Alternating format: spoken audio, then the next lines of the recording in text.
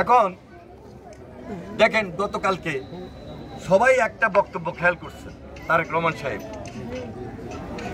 গতকালকে আমাদের সমাবেশ ছিল, এই সমাবেশে এই যাবৎকালের সবচেয়ে স্মরণীয় এবং ঐতিহাসিক বক্তব্য জনাব তারেক রহমান সাহেব।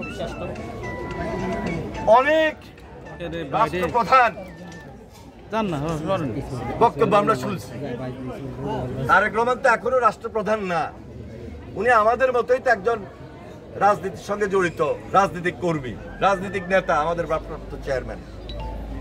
তিনি যে বক্তব্যটা দিচ্ছেন, বক্তব্যটা সবাই লাইন বাই লাইন পড়বেন। বক্তব্যের ভিতরে সবকিছু বলা আছে যে এখনো যে ষড়যন্ত্র, এই ষড়যন্ত্রের শেষ নাই।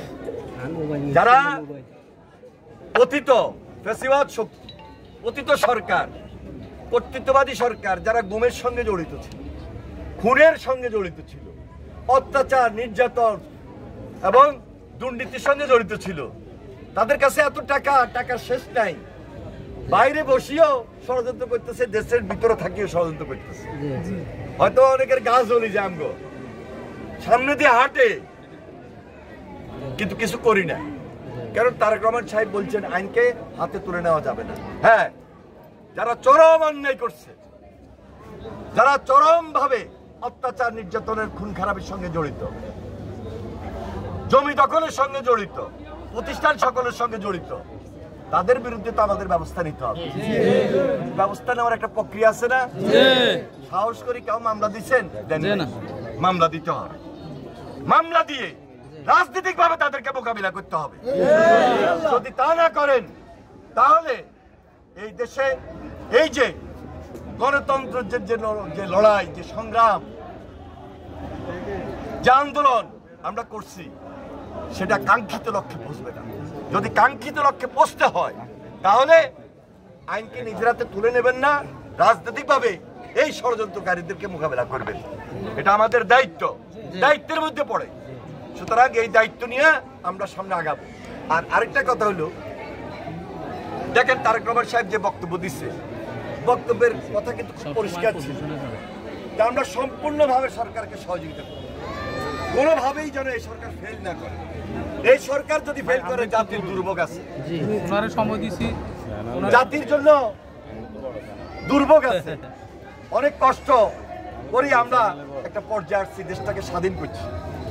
সুতরাং এই সরকারকে সহযোগিতা করতে হবে, এই সরকারকে ফেল করতে দেওয়া যাবে না। এই জন্য বেশিরভাগ এই যে ছাত্র জনতা, যুবক সমাজ, তরুণ সমাজ, এদের দায়িত্বটা বেশি। অ্যাডভান্স হইতে হবে, আগে যেতে হবে। মানদাত্তা আমাদের পলিটিক্স আর করি না, করবো না। এই যুগের, এই প্রজন্মের জন্য যে রাজনীতি, সেটা আমরা তুলে নিয়ে আসবো। অনেক বয়স্ক আছেন, তারা তরুণ না হইলো, যুবক না হইলো, তাদের মনের মধ্যে কিন্তু স্পিরিট আছে, কারণ তারা হাসিনার অত্যাচার দেখছে, তারা হাসিনার নির্যাতন দেখছে, খুনিদের খুন দেখছে। আমার আপনার চেয়ে তারা বেশি দেখছে, কারণ তারা তার বাপের আমলও দেখছে, আর পাশাপাশি বিএনপির আমলও দেখছে, জিয়া রহমানের শাসনও দেখছে। তাহলে জিয়ার শাসন, মুজিবের শাসন, খালেদা জিয়ার শাসন আর হাসিনার শাসন পার্থক্য আছে। এখানে বিএনপি এবং আওয়ামী লীগের মধ্যে পার্থক্য, এই পার্থক্য ধরে রাখতে হবে।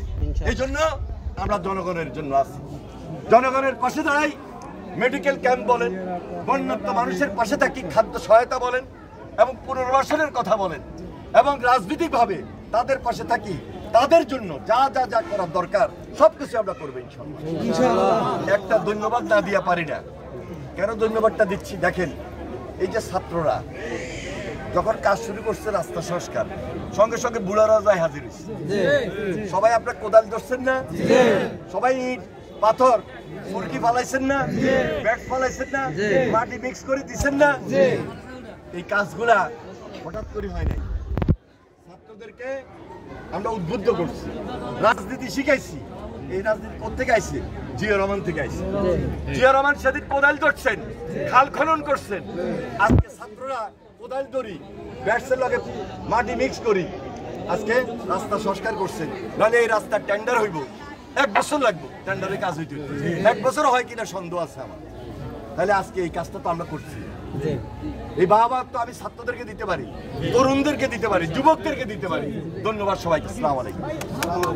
প্রিয় দর্শক, চৌধুরী হাজিরপাড়া ইউনিয়নে ফ্রি ক্যাম্প ওষুধ বিতরণ অনুষ্ঠানে বক্তৃতা শুনলেন। আমরা রয়েছি লক্ষ্মীপুর সদর উপজেলা 11 নং হাজিরপাড়া ইউনিয়ন, হাজিরপাড়া বাজারে। তিনি